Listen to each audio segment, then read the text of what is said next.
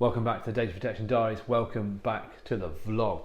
In today's video, we're going to be talking about qualifications and experience, the difference between the two, and how much of a balance you really need to achieve in order to make sure that you can have the best possible opportunity in your data protection career. If you are new to the channel, please do make sure that you hit that subscribe button down in the right hand corner. Of course, if you're not new to the channel, thank you very much for coming back. We do appreciate it. Make sure that you hit the like button on this video if you enjoy this kind of content, and also add your comments down below. Just get involved in the conversation. Just let YouTube know that this kind of content is interesting. But anyway, that's not what you want to hear today, so let's get on with what we want to talk about. So the debate around qualifications versus experience is something that rages on. It's a very, very common topic, and it's something that I get asked about a lot, especially from people who are looking to get into data protection, looking to get into the field. And it's also something that gets talked about a lot in the cybersecurity and kind of information security fields. First thing to point out here is that for me personally, I don't have a particular preference over qualifications or experience. For me, the important thing is actually that you need to have a blend of the two. Now, what's going to be important for you and your career, and if you're watching this and wondering what's the best route to take, is very much at what point are you looking to enter the industry, and at what are you looking to achieve while you are in there. There is the school of thought that, of course, if you have all of the right qualifications, you are perfect for the job. So many people now especially are even doing cybersecurity degrees, so you can do a master's in cybersecurity. Lots of people are taking kind of data protection degrees, or adding data protection into their law degree, which is of course incredibly useful if you want to go into being a lawyer and you want to go work in a law firm or be a solicitor. Of course, you're going to need that because you're going to need to have your law degree. If you're looking at getting into the industry in a more junior level role, and you're not looking specifically to enter through a law firm, so you're not looking to be a lawyer or a solicitor, then for me, there has to be a good blend between kind of experience and qualifications. Now, the reason for that is I'm not saying that qualifications aren't important and certifications aren't important. What I am saying is that there's a real difference between what you learn in a classroom and what you learn through an academic process, and the kind of queries and the kind of things that you're going to learn through on-the-job experience. At this point, it's probably worth me explaining how I got to the roles that I'm in and how I came to be running a company like iStore. So my background is in healthcare and pharmaceuticals.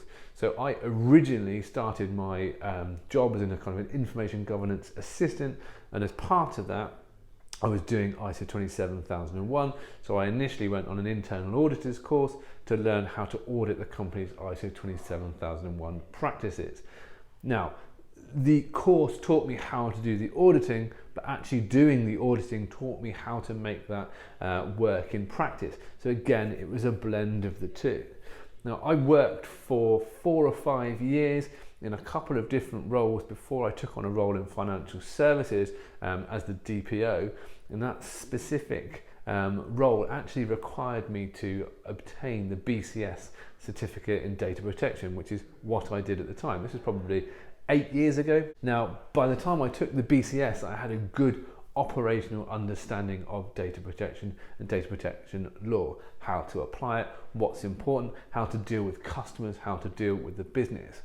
But what the BCS taught me was a very detailed technical understanding of the application of data protection and how it has to be applied in businesses from a more technical perspective. And that was an incredibly important turning point for my career, because it taught me about things that I didn't necessarily already understand, and it taught me to interpret the Data Protection Act in a much more different way than I had been. The difference between entering a role like that with purely qualifications is that most organisations are looking for you to have some kind of operational experience. They are looking for people who understand how businesses work, and they are looking for people who understand how compliance, data protection law is applied in business, and that's the kind of tricky point. I think it's sad that the argument kind of rages on that you either have to have qualifications and certifications, or you don't have to have qualifications and certifications, because I think the two have to be blended together. And when you bring those two things together in the right order, that is when you create a really functional individual who can deliver on a role in the best possible fashion. The challenge really is, at what point do you start to seek those qualifications, and at what point do you seek experience? In my view, experience is easy to get if you're in the right place, if you're in the right role within the organisation, or if you can start to shadow people, if you can start to job share, if you can start to learn your way along. Because once you've done that, and then you start applying classroom learning to that, and you start giving it kind of an academic overview as well, you already understand how these things are going to work in practice and how they're going to work out in the world. Very unfortunate at the minute that there isn't really any kind of on-the-job training available for kind of data protection and data protection officer roles. Now that is about to change in the very near future, hopefully the next couple of weeks. Myself and a number of my peers have been working very carefully and very hard on creating an apprenticeship scheme for data protection and information governance professionals. Now that we believe is being signed off, they're just agreeing the funding band, but that will fundamentally change the way in which people can enter the kind of field of information governance and data protection, because it will give them the ability to learn while doing the job.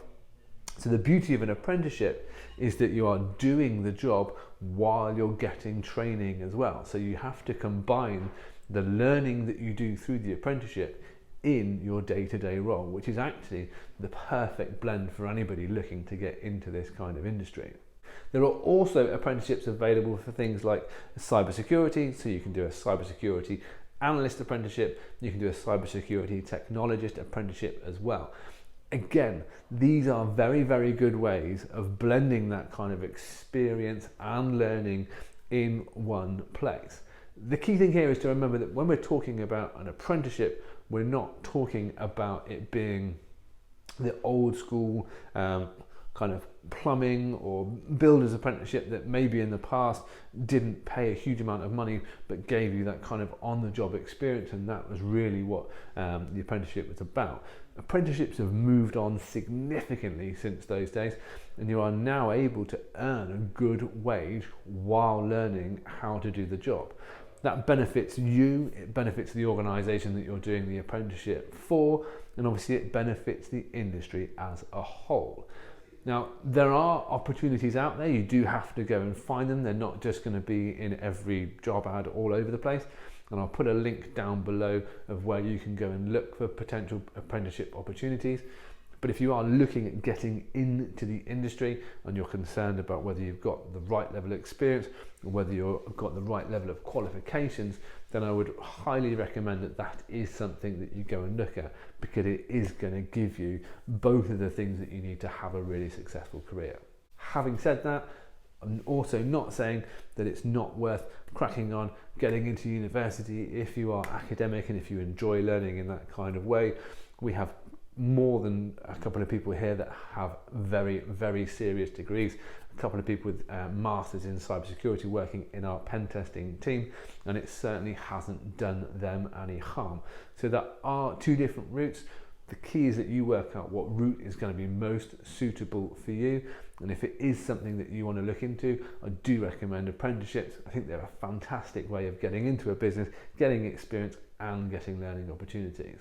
As always, this is a fairly succinct view on the world, so if you do have any questions or comments, or you want to comment down below about your journey, how did you get into the role, how do you find the balance between qualifications and experience, make sure you add that down below. Make sure you like, comment, subscribe to the channel as well, and we look forward to speaking to you again soon.